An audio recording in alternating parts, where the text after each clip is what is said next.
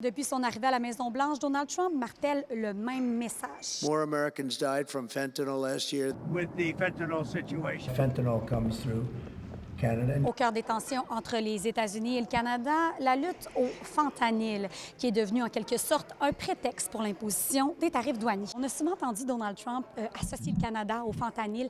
À quel point vous sentez que cette rhétorique a été assimilée autant dans la population ici au Canada qu'aux États-Unis? À la base, je pense pas que le problème était démesuré ici au Canada. Je pense que c'était un peu exagéré par M. Trump pour arriver à ses fins de tarification. Ça lui prenait une raison parce qu'il fallait qu'il dise que la sécurité nationale était en cause.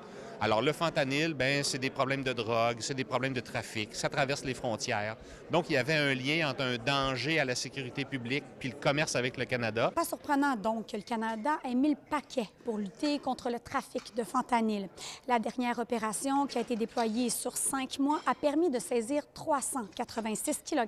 Il y a des saisies, ça nous rappelle l'importance qu'il faut agir et il faut être un très bon voisin pour les Américains. On a investi près de 1 milliard, justement, la sécurité des frontières. Est-ce que c'est un montant qu'on devrait reconduire peut-être l'an prochain? Oui, vous dites oui. Je pense que ce qu'on fait à la frontière, il va falloir continuer de le faire. On ne peut pas abandonner notre sécurité.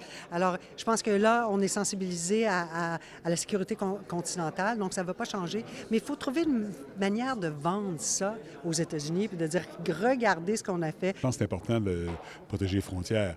Alors, si les choses qui ont été faites pour le fentanyl peuvent servir à d'autres fins. Lors de la dernière opération, justement, les autorités canadiennes ont saisi 6 000 kg de cocaïne et 1 700 kg de méthamphétamine. Malgré l'instabilité que peut apporter les tarifs douaniers et les décisions de Donald Trump, économiquement, 2026 s'annonce...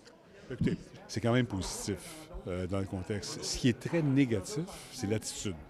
Il y a beaucoup d'émotions présentement. Les gens sont inquiets. On a parlé de la non-prévisibilité pour les entreprises. Quand vous ne savez pas quand est-ce que le président va se lever du mauvais pied puis prendre une nouvelle mesure contre vous, vous n'êtes pas capable de développer votre entreprise. Vous avez besoin de sécurité, de prévisibilité, de stabilité. Ça va se régler entre Mark Carney et Donald Trump.